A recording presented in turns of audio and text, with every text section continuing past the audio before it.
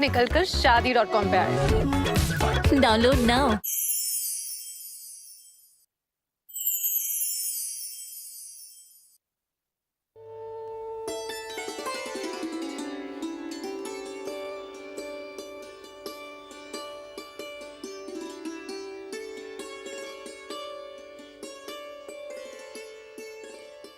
نومبر 1889 کو الہ آباد میں نہرو جی کا جنم ہوا. ان کے والد جناب موتی لال نہرو ایک وکیل کے ساتھ ساتھ مجاہد آزادی بھی تھے. نہرو جی نے تعلیم حاصل کی اور جنگ آزادی میں کود پڑے.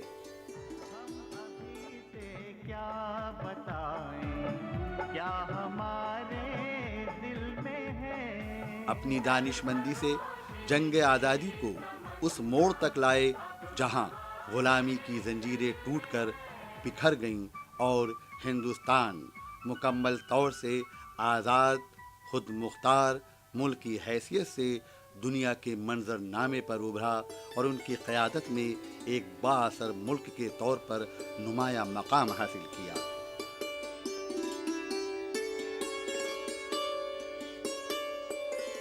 جواہر لال نہرو جی نے ہمارے دیش کے لیے کافی کچھ کیا ہے.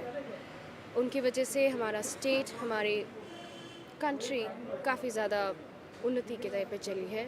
جواہر لال نہرو جی ہمارے پہلے پردھان منتری تھے جنہوں نے چاہا کہ انڈیا ایک سیکولر اسٹیٹ بنے.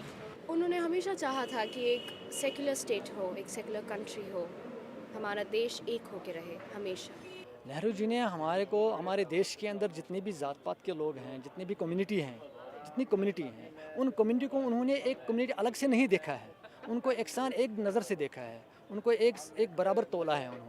انہوں نے اس میں ایز اے ہیومینیٹین گراؤنڈ اس میں انہوں نے یہ نہیں دیکھا ہے کہ ہندو کون ہے، مسلم کون ہے، سکھ کون ہے، عیسائی کون ہے. They are treating the all ones that Indian ones.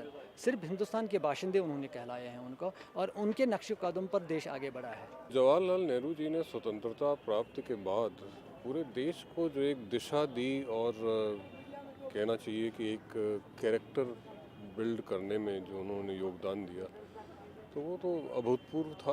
کیونکہ دیش جس سمے غلامی میں تھا، اس کے بعد جب آزاد ہوا تو بہت ہی جرجر آرتھک استھتی تھی دیش کی، اور کوئی سٹرکچر نہیں تھا دیش میں.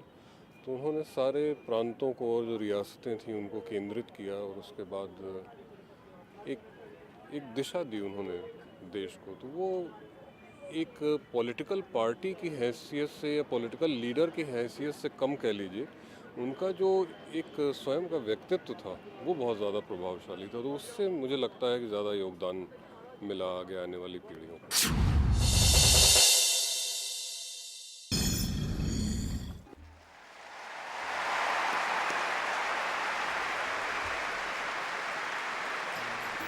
اس آزادی کے دروازے پر جب ہم کھڑے ہیں کہ ہندوستان کسی ایک فرقے کا ملک نہیں ہے، ایک مذہب والوں کا نہیں ہے، بلکہ بہت قسم کے لوگوں کا ہے، بہت دھرم و مذہبوں کا ہے. یہ جو آزادی ہماری ہے وہ ہر ایک ہندوستانی کے لیے ہے. ہر ایک ہندوستانی کو اس آزادی کا برابر کا حصے دار ہونا ہے. اس ڈھنگ سے ہم آگے بڑھیں گے. جواہر لال نہرو نہیں تھا، ایک آئیڈیل تھا، ایک تصور تھا.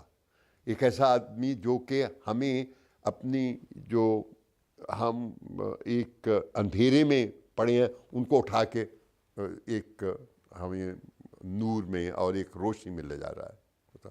تو یہ ایک ینگ مین نہیں تھا اس وقت اتنا. اور یہ کہ بھئی یہ بھی تھا، ارے اتنا امیر آدمی، اس نے سب چھوڑ چھاڑ کے اپنی آزادی میں جنگ میں لگا لی، جیل میں گیا، اور اس کے خیالات جو تھے وہ ایسے تھے.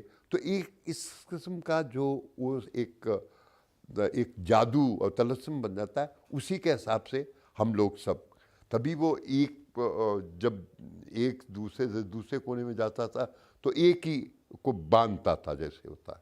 تو اس لیے وہ ایک تصور کے پیچھے ہم سب لوگ تھے. اور جب آزادی ملی تو یہی آدمی جس نے اب آزادی دلوائی وہ سب کچھ کرے گا ہوا. پنڈت جی ریشنل تھے، ریشنل تھنکنگ جس کو ہم مطلب وہ ایتھیسٹ نہیں تھے. मज़हब परस्त भी नहीं थे. He was a perfect human being. और जो लड़ाई उन्होंने लड़ी वो शायद पहले जब वो अकेले थे, जब मूवमेंट में आए थे और गांधी जी का असर उन पर नहीं था, वो भी एक रेडिकल थे, लेकिन महात्मा जी के लीडरशिप में उन्होंने आदम तशद्दुद की तरफ जो एक रुख उन्होंने किया, गो उनके आदम तशद्दुद में और महात्मा जी के आदम तशद्दुद में बड़ा फ़र्क था. लेकिन एक चीज़ कॉमन थी कि नेशनलिज्म, कौम परस्ती, कौमी जहन, और उसी कौमी जहन का पैदावार जो था वो रैशनैलिटी थी, जिसको आजकल हम सेकुलरिज्म कहते हैं. मुल्क जिन दुश्वारियों में से गुज़र रहा था और बहुत ही मुश्किल था उस वक्त संभालना, लेकिन नेहरू जी थे जो इस मुल्क को सेकुलरिज्म, सोशलिज्म, डेमोक्रेसी पर मजबूती से खड़ा रख सके. ख़ासकर जहाँ तक सेकुलरिज्म का ताल्लुक़ है, उसमें नेहरू जी और तमाम सारे जो फ्रीडम फाइटर्स थे जो बाद में कॉन्स्टिट्यूएंट असेंबली में बैठे, उन लोगों ने मिलकर एक राय से ऐलान किया कि हिंदुस्तान एक सेकुलर मुल्क बनेगा. हिंदुस्तान ने सेकुलर वे ऑफ लाइफ को एक्सेप्ट किया, because Nehru and Azad and Mahatma Gandhi had prepared, उन्होंने तैयार किया था हिंदुस्तान के जहन को कि हम अगर ज़िंदा रह सकते हैं तो सिर्फ इसी रास्ते पर चल कर रह सकते हैं. देखिए, ऐसा है कि जवाहरलाल नेहरू को सिर्फ एक प्राइम मिनिस्टर की हैसियत से नहीं देखना चाहिए, बल्कि इस मुल्क का एक टॉप लीडर्स जो अवाम की ज़बान, अवाम की भलाई, अवाम को आगे बढ़ाना और उस आइडियोलॉजी के ज़रिए जिसमें तमाम इस मुल्क के बासियों को मौका मिले, उस हैसियत से भी उन्हें देखना चाहिए. और जब इस हैसियत से भी देखेंगे तो ये जो सवाल है वो बड़ा अहम हो जाता है. वो एक मेमार थे सेकुलरिज्म की बुनियाद डालने वालों में. उन्होंने उस मेमार की हैसियत से मुल्क के अंदर एक ऐसी हुकूमत देने की कोशिश की दस्तूर के ज़रिए कि तमाम ही इस मुल्क के जो बासी हैं उन्हें बराबर का हक़ मिले और पावर शेयरिंग में वो शरीक हों और इस मुल्क की तरक्की में अपना योगदान दें या अपना इश्तराक दें. ऐसी सूरत में जबकि मुल्क तक़सीम हुआ था, पूरा मुल्क खून से लथपथ था, शकूक व शुबहात इंतहा के थे, मुसलमानों के ख़िलाफ़ एक माहौल बन चुका था, उस वक्त वो एक कद्दावर शख्सियत के तौर पर खड़े हुए और उन्होंने एक सहारा दिया और मुसलमानों को सिर्फ़ ये कि ढारस नहीं बंधाया, बल्कि अमली तौर पे उन्होंने कोशिश की कि यहाँ के मुसलमानों को एतमाद पैदा हो सके और यहाँ के दस्तूर पर यकीन करके वो अपने काम को आगे बढ़ाएं. इसलिए मैं ये कह सकता हूँ कि उन्होंने अमली नमूना एक बेहतर पेश करने की कोशिश की. बड़ी बड़ी ताकतें चाहती थी कि हम अपने अपने वही हमारी तरफ हो, हमारी तरफ, क्योंकि हिंदुस्तान एक बहुत बड़ा मुल्क था और इसका पोटेंशियल बहुत था. तो एक तो वज़ीर आज़म ने ये बात कही, ये की कि भाई देखो, हम किसी ब्लॉक की तरफ झुकेंगे नहीं, किसी से मिलेंगे नहीं. हम अपना एक रास्ता है, वो रास्ता है जिसमें कि हम बड़े मुल्क होंगे, बड़ी ताकतें होंगी, लेकिन जो हिंदुस्तान के हक़ में होगा, जो हम समझते हैं कि भाई यही चीज़ हमारे लिए मुफीद है और यही हमारी कौम को आगे ले जाएगी, उन्होंने ऐसा, तभी तो वो एक नॉन अलाइनमेंट सी पॉलिसी बनी और इस पे उन्होंने. और जब फ्रांस ने और बरतानिया ने सुएज़ पे कब्ज़ा करने की कोशिश की, चाहे हिंदुस्तान वैसे कमज़ोर था, लेकिन पंडित जी मैदान में कूद पड़े और फिर उनको सबको विड्रॉ करना पड़ा. उस वक्त दो बड़ी पावर चल रही थी, उन्होंने अपने आप को ایک ایسی جگہ پہ رکھنے کی کوشش کی کہ دنیا کے دو پاور کے بیچ میں نہ پس جائیں، بلکہ ایک نیا موومنٹ شروع کریں جس کو نان الائن موومنٹ کہتے ہیں، نیم کے نام سے۔ تو انہوں نے ایک عملی طور پہ فارن پالیسی کو بھی اس طرح سے تشکیل دی، تو اس طرح سے وہ اپنے مقصد میں بنیاد ڈالنے میں بالکل کامیاب رہے۔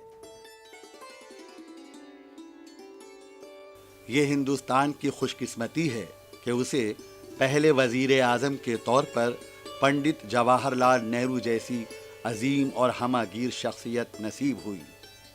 جواہر لال نہرو نے اپنی دور اندیشی اور بصیرت سے ہندوستان کو بین الاقوامی سطح پر ایک منفرد اور امن پسند ملک کے طور پر پہچان دلائی۔ انہوں نے ہندوستان کے جمہوری ڈھانچے، اس کے سیکولر نظریات و روایات اور گنگا جمنی تہذیب کو اپنے دور حکومت میں استحکام بخشا۔ پنڈت نہرو نے اپنی قائدانہ صلاحیت اور وسیع النظری سے ہندوستان کو تقسیم کے قیامت خیز طوفان سے نکال کر استقامت، سلامتی اور تعمیر نو کے لیے تیار کیا۔ ہندوستان کو جہالت، رجت پسندی، پست خیالی، فرسودہ روایات اور خیالات سے نجات دلا کر رواداری اور روشن خیالی کی راہ پر گامزن کیا اور انصاف پر مبنی نظام کی بنیاد ڈالی۔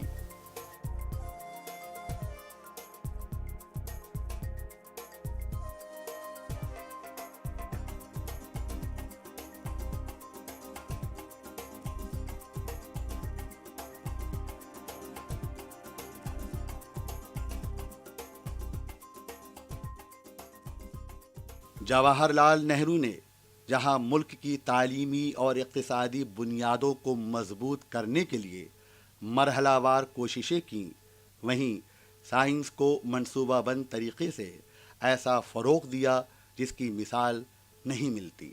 وہ مانتے تھے کہ بھئی اس دیش میں ابھی بہت غریبی ہے، صحیح بھی تھی، اور اس کے پاس اتنے ریسورسز، وسائل نہیں ہیں لوگوں کے پاس، ملک کے پاس ہیں لیکن لوگوں کے پاس ایسے وسائل نہیں کہ بڑی بڑی فیکٹریاں لگا سکیں، اور فیکٹریاں، تو انہوں نے پبلک سیکٹر کو ایک بڑھاوے کی بات کہی اور کہا کہ بھئی ہم جو ہیں بینکوں سے یا ہمارے پاس جو بھی پیسہ ہے ہم ایسی چیزوں پہ لگائیں گے، جیسے رانچی میں ایک مشین لگائی ٹو پروڈیوس مشین بنانے کے لیے مشینیں، اور کئی چاہے وہ سٹیل پلانٹ تھے، فرٹیلائزر پلانٹ تھے، باندھ بندے، بھاکرا میں ہمارا باندھ، تو یہ سب چیزیں جو گورنمنٹ نے اس لیے کی کیونکہ عام لوگ جو کوئی ایسی یہاں پہ چاہے جتنے تھے ادارے جو بزنس کرتے تھے اکنامی، ان کے پاس پیسہ نہیں، تو اس لیے پبلک سیکٹر کو ترجیح دی۔ اس کے ساتھ ساتھ یہ بھی کہا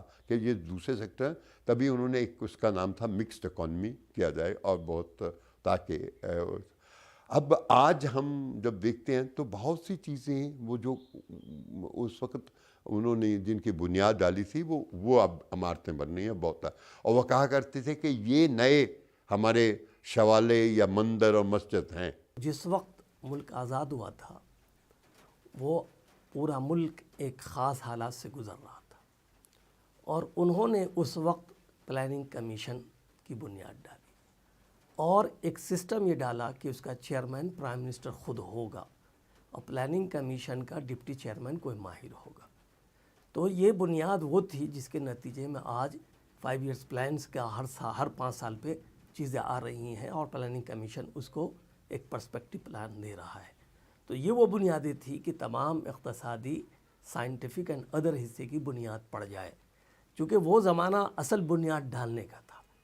جتنی مضبوط بنیاد انہوں نے مختلف فیلڈز میں ڈالے ہیں، چاہے وہ پلاننگ کمیشن ہو، الیکشن کمیشن ہو، جوڈیشل میکانزم ہو، یہ سب جو ایک انڈیپینڈنٹ ونگ بنا وہ قانونی دستور کا حصہ بنا اور دستور سے ہی انسپائر ہو کے ہوا۔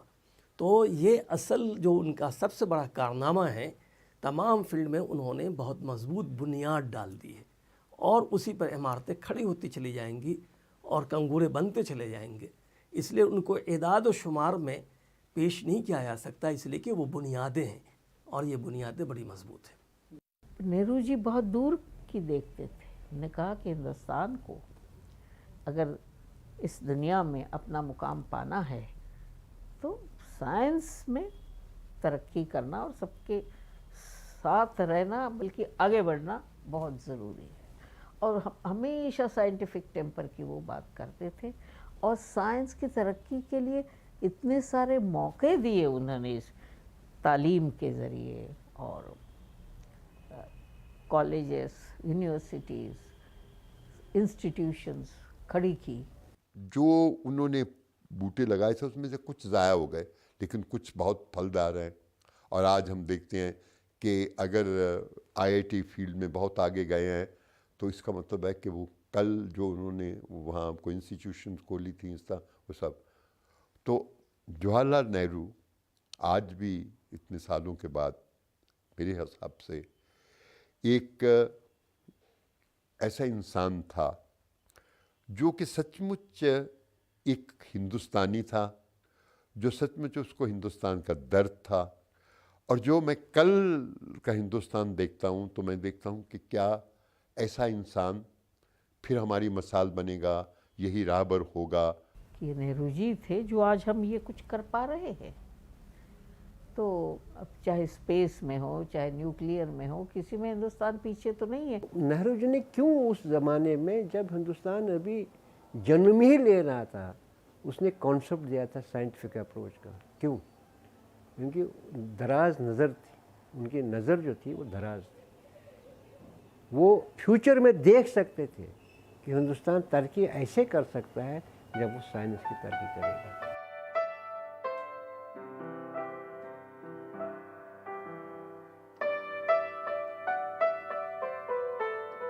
जवाहरलाल नेहरू इंसान दोस्त शख्सियत के हामिल थे और एक दर्दमंद दिल रखते थे। इसलिए उन्होंने इंसानियत की फलाह व बहबूद के लिए कोशिशें की और दुनिया में अमन व अमान कायम करने के लिए हर वक्त वो फिक्रमंद रहते थे। दुनिया में जहाँ भी जुल्म हो रहा था उसके खिलाफ उन्होंने आवाज़ बुलंद की। उन्होंने अपनी खारिजा पॉलिसी को तरतीब देते वक्त इस बात पर ख़ास तौर से तवज्जो दी कि पड़ोसी ममालिक के साथ हिंदुस्तान के रिश्ते मजबूत हों और उनके दरमियान बाहमी भाईचारा कायम रहे। साथ ही साथ उन्होंने दुनिया के तमाम ममालिक से दोस्ताना ताल्लुकात को तरजीह दी।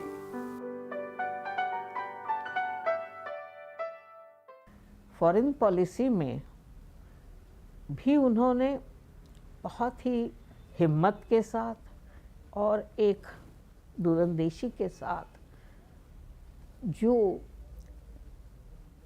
अपने मुल्क की फॉरेन पॉलिसी बनाई कि हम किसी ब्लॉक में शामिल नहीं होंगे, हम नॉन अलाइंड रहेंगे और जो सारे नॉन अलाइंड मुल्क हैं उनको अपने साथ लेंगे।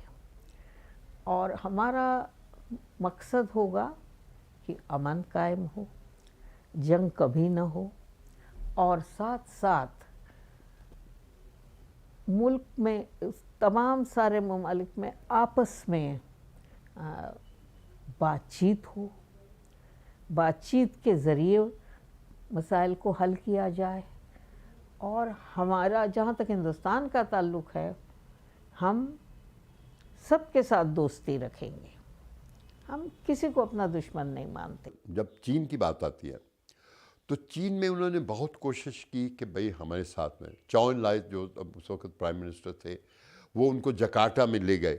जकार्ता में उस वक्त नॉन अलाइंड की पहली कॉन्फ्रेंस हो रही थी और ख़ुद उन्होंने पेश किया कि ये देखो कल का जो चीन है इसके प्रधानमंत्री हैं। न सिर्फ ये यूएन में सिक्योरिटी काउंसिल में जब बात आई कि भाई कौन कौन से मेंबर बने तो उन्होंने कहा कि चीन ज़रूर बने। चीन आज परमानेंट मेंबर है, हम नहीं हैं। पंडित जवाहरलाल नेहरू ने इस मुल्क को एक सेकुलर मुल्क बनाया और आइन के ज़रिए अक़लियतों के तमाम हुकूक को महफूज कर दिया और आइन के अंदर वो आज़ादी बख्शी जिससे हिंदुस्तान की तमाम अक़लियतें अपनी ज़बान और तहज़ीब के साथ पूरी आज़ादी के साथ ज़िंदगी बसर कर सकें। नेहरू जी اس کا بہت خیال رکھتے تھے کہ اقلیتوں کے ساتھ پورا انصاف ہونا چاہیے اور کسی قسم سے ان کو یہ محسوس نہیں ہونا چاہیے کہ ہمیں ہمارے ساتھ ناانصافی ہو رہی ہے. اگر کوئی ان کی بات اس کی بات ان کے پاس لے جاتا تو فوراً وہ کوشش کرتے کہ انصاف ہو. نہرو جی نے ایک لیڈرشپ دی تھی مسلمانوں میں جو خود روشن خیال تھی, جو جانتی تھی کہ مائنارٹیز کو کیا چاہیے. पंडित जी को उर्दू ज़बान से बहुत गहरी अकीदत थी. वो उर्दू बोलते भी थे और उन्हें उर्दू लिखना और पढ़ना भी आता था. पंडित जी ने मुताद्दिद मज़ामीन तहरीर किए जिनमें उर्दू को राब्ते की ज़बान करार दिया और इसकी काबिल क़द्र सताइश की. आज़ाद हिंदुस्तान में उन्होंने पूरी कोशिश की कि हिंदी के साथ साथ उर्दू भी फ़रोग़ पाए और इसकी मिठास और शीरीनी से पूरी दुनिया लुत्फ़ अंदोज़ हो. जब दस्तूर हमारा बना और नेशनल लैंग्वेज का डिबेट शुरू हुआ, उस वक्त जवाहरलाल नेहरू ने उर्दू ज़बान के हक़ में अपना वोट डाला था और वोट बराबर का तक़सीम हो गया तो प्रेसिडेंट ऑफ इंडिया के कास्टिंग वोट से उर्दू ज़बान को पीछे कर दिया गया और हिंदी ज़बान को लाया गया. तो जहाँ तक उनका ताल्लुक़ है, उर्दू ज़बान एक मीठी ज़बान है. उर्दू ज़बान में जो ख़िताब करने की सलाहियत है वो बहुत सी ज़बानों में नहीं है. उर्दू ज़बान में जो जोड़ने की सलाहियत है वो दूसरी ज़बानों में नहीं है. इसलिए उनकी इस ज़बान से मोहब्बत भी थी और उसकी चाहत भी थी.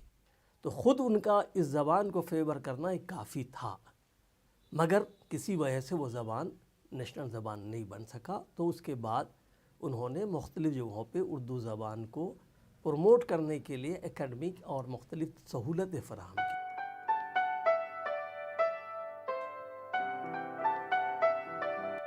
पंडित जवाहरलाल नेहरू को बच्चों से बेपनाह मोहब्बत थी. उन्होंने बच्चों की हमाजहत शख्सियत को परवान चढ़ाने में गैर मामूली दिलचस्पी ली, क्योंकि पंडित जी ये बखूबी जानते थे कि मुस्तकबिल का हिंदुस्तान इन्हीं नौनिहालों की सोच व फिक्र में ढलेगा. इसलिए उनकी कोशिश थी कि बच्चों के अंदर समाजी और अखलाकी अक़दार फ़रोग़ पाए और वो ज़िंदगी के हर मैदान में कामयाब और कामरान साबित हों.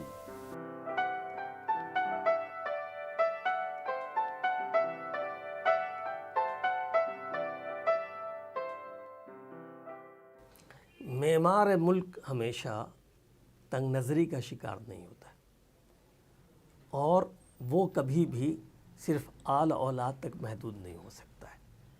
चूँकि वो मेमार मुल्क थे तो जहाँ उनको अपने आल औलाद से ताल्लुक़ था, वहीं इस बात की बड़ी अहमियत थी कि उन्होंने इस मुल्क के तमाम ही को अपना आल औलाद समझा, चूँकि वो मेमार मुल्क थे. तो मेमार मुल्क की हमेशा ये खूबी होती है कि वो अपनी महदूद नज़र से बुलंद होकर आफाकी नज़र को इख्तियार करते और उस आफाकी में तमाम मज़हबों के मानने वाले लिंग्विस्टिक या जितने भी हिस्से हो सकते हैं सबको शामिल एक नज़र से देखते हैं. और यही उनकी सबसे बड़ी बात थी, जिससे उन्होंने उस गुलाब का फूल भी एक नमूना बनाया जो एक मोहब्बत की निशानी थी. अपने बच्चों से, मुल्क के बच्चों से एक मोहब्बत का इजहार था जिसे आज भी दुनिया देखती रहती है. तो इसलिए वो मेमार ज़िंदगी, मेमार मुल्क होने की हैसियत से वो बहुत आला ज़र्फ़ के साथ चीज़ों को देखा.